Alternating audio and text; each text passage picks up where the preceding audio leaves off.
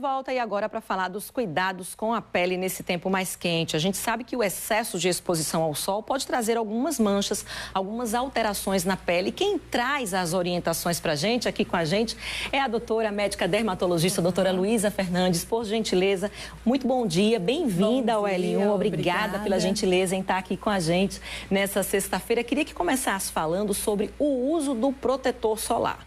Não tem como escapar. E nesse tempo mais quente, o que a gente ouve com muita frequência é o pessoal: mas eu não estou com exposição direta ao sol. Eu estou num ambiente fechado, eu estou num ambiente com ar-condicionado, mas o protetor solar não tem como escapar, né, doutora? Tem que usar mesmo e sempre, né? Olha, é muito importante frisar isso daí. Hoje em dia, faça uma escolha inteligente do protetor solar. Tem muitos protetores no mercado. Opte por um FPS maior que 50, que vai entregar uma proteção adequada. Verifique se ele tem uma proteção contra o PPD, que é a proteção contra os raios UVA. E é ele que causa o fotoenvelhecimento. É claro, se você está numa preocupação de câncer de pele, a gente tem que se preocupar com aquele sol de 10 às 15 horas e um FPS que tem que ser utilizado mais alto. Mas se a sua preocupação também é o fotoenvelhecimento, de evitar rugas e manchas, é importante esse uso do protetor diário. E aí, nesse caso, faça uso de um protetor com PPD. Opte por um protetor com cor. A cor, ela não é só uma proteção, uma questão cosmética, ela dá uma proteção física. Existem alguns protetores que não têm cor, que têm proteção física? Sim. E aí é que vem a tecnologia que tem por trás dos protetores solares. Aí, doutora, a textura desse protetor, se ele é em bastão, se ele é mais fluido, também não tem nada a ver, né? Bom, aí é mais pela cosmética, né, do que é mais adequado para o seu tipo de pele. O bastão tem uma praticidade de aplicação. A gente tem vários protetores no mercado que fazem um controle da oleosidade, que é muito bem-vindo para essa época do ano, né, que a gente tem uma tendência de ficar com a pele mais oleosa por estar num ambiente mais quente e úmido. E aí, investir mesmo é no FPS maior que 50 e tecnologias que protejam tanto contra o FPS, contra também com o PPD para proteção do UVA. E fazer isso com cor e lembrar de reaplicar, que é super importante. Às vezes a gente passa de manhã e não reaplica antes de se expor ao sol ao meio-dia, que é o horário mais importante. Doutora, e quais são as alterações na pele mais frequentes nesse tempo quente, hein? Olha, é muito comum ter uma piora do melasma. As pessoas que têm melasma, que são aquelas manchas escuras nessa região da face, têm uma piora com o aumento do calor, da exposição solar direta e precisa de uma proteção não só física e do protetor solar, como também melhorar os seus cuidados de clareamento. A gente tem que fazer um ajuste para evitar clareadores que façam um efeito rebote, ou seja, uma piora com qualquer exposição solar. Então, fazer um ajuste na tua rotina de skincare é super importante nessa época do ano. Fazer uso de antioxidantes orais. Os antioxidantes orais, eles estão aí conhecidos como um fotoprotetor oral, mas, na verdade, ele vai minimizar a ação do sol e atuar de forma cinética com o uso do protetor. Uma coisa não impede, nem deve evitar a colocação da outra, e sim estar combinado. Uma outra coisa que também piora muito nesse período é a acne, porque é um período mais quente, mais abafado, mais úmido, a pele fica mais oleosa. E a minha dica é, se você está tratando acne com alguns ácidos, faça uso de hidratante também. O hidratante, ele vai fazer uma recuperação da barreira da pele e é muito bem-vindo mesmo para os pacientes que têm acne. Existem hidratantes específicos para a pele oleosa que devem ser utilizados nesse período junto com os ácidos para o controle da acne. A gente já recebeu perguntas do pessoal de casa. Agora a pergunta do Josivaldo, que está nos acompanhando, mandou para a gente através do WhatsApp. Ele diz que tem melasma. Esse problema ele pode ter alguma relação com o não uso do protetor solar? Olha, o melasma é uma causa que tem fatores genéticos associados, tem alterações hormonais associadas e a exposição não só direta ao sol, como também ao calor, tá? Então, ter esse cuidado de você evitar ambientes quentes, tá? Não sei se tem exposição ao calor do fogão, sabe? Ou trabalha num ambiente quente, né? Então, tem que ser cuidado. O melasma, ele também tem piora com a luz visível. né? Então, se você faz uma exposição contínua a telas, eu não sei qual o trabalho do Josivaldo, mas se ele passa horas no computador, é importante também fazer uso do protetor, mesmo sem estar fazendo exposição solar direta. Agora, doutora, às vezes a pessoa tem um melasma bem pequeno, que ocupa uma certa região da pele, mas à medida que esse controle não é feito, ele vai se expandindo. Com esse controle, é possível que aquela mancha clareie e fique só limitada naquela região? Sim, e muitas vezes a gente tem uma melhora bem significativa, né? Claro que o ideal é você combinar, fazer uso de clareadores em casa, não esquecer do protetor solar para evitar uma piora, né? Fazer um manejo do ambiente e também abrir mão de tecnologias que também auxiliam nesse clareamento. A gente recebeu também mais uma pergunta, a Aline, que está nos acompanhando. Obrigada, Aline. Obrigada, Josivaldo, também. Sua pergunta respondida aqui pela doutora Luísa. A Aline, ela disse que tem uma criança com dermatite atópica. Quando exposta ao sol, mesmo com protetor solar, onde teve crise de dermatite, fica a mancha branca. Por que que isso acontece? Tá. A dermatite atópica é uma doença da pele que causa normalmente irritação, vermelhas em áreas de dobras de cotovelo, de joelho. E num período de melhora, aquelas lesões irritadas vermelhas dão locais a manchas brancas.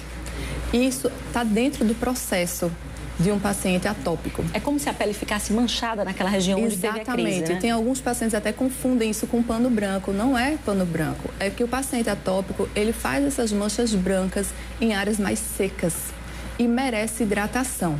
Às vezes o que acontece é quando você faz uma exposição solar intensa, que você bronzeia outras partes, aquela mancha acaba ficando mais nítida, mas ela já estava ali, né? Então, a minha dica é fazer exposição solar diária de pouco tempo, de 10 minutinhos, todos os dias, fazer hidratação intensa daquela região, que com o tempo, alguns meses, isso tende a melhorar.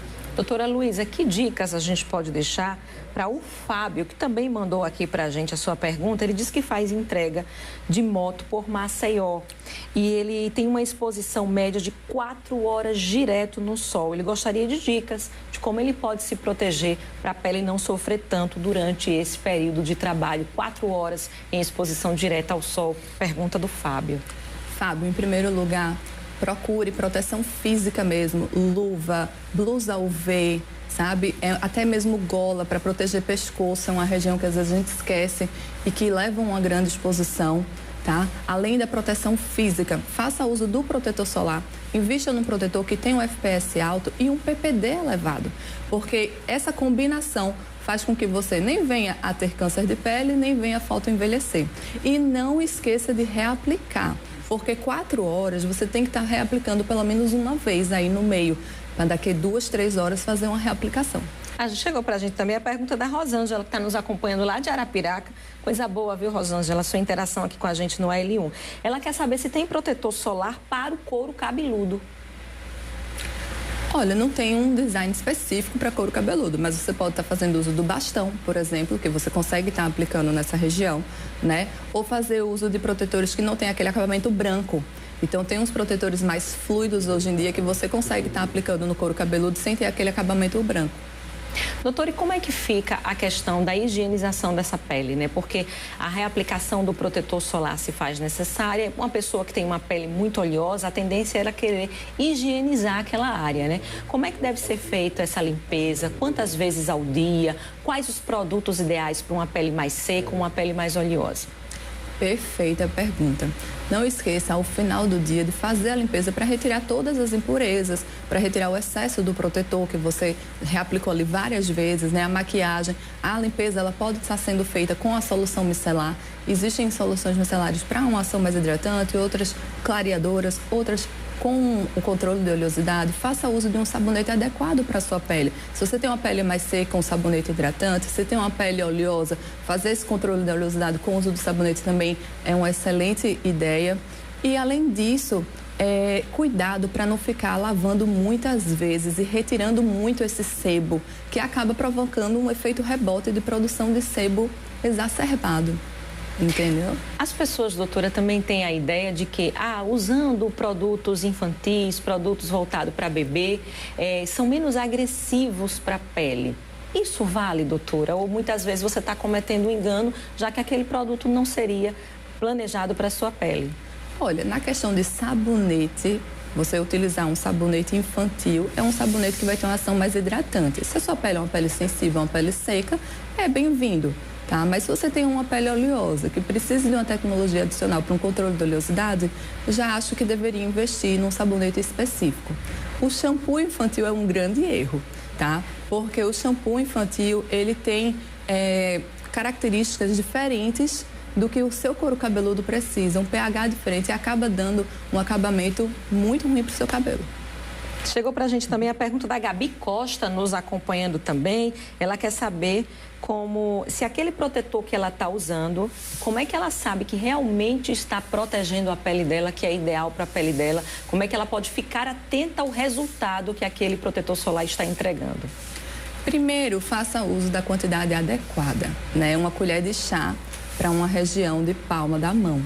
Normalmente a gente não faz uso dessa quantidade, por isso que eu enfatizo que um FPS de 50 é o mais adequado, porque a gente acaba passando um pouco menos e tendo um pouco menos de proteção na rotina diária, tá? Então, fique atento à quantidade que você está utilizando, faça uma boa espalhabilidade e uma reaplicação. Aqui no Brasil, a Anvisa, ela faz a liberação do protetor com FPS e PPD. Mas opte por PPDs elevados e isso você tem que estar olhando direcionado para poder também estar protegendo contra o fotoenvelhecimento. Pergunta do Fábio agora, doutora Luísa. A hidratação do organismo com bastante água ajuda também na hidratação da pele? A gente entra agora na temática da alimentação, da hidratação. Isso ajuda também? São coisas que andam sempre junto. Uma pele hidratada também é fruto de uma hidratação oral que você precisa ter ali diária. Tá certo, doutora. Muito obrigada, viu, pelos esclarecimentos, pelas dicas aqui no L1. Até uma próxima oportunidade. Eu que agradeço e obrigada pela participação, você aí de casa. Até a próxima, doutora. Muito obrigada mais uma vez.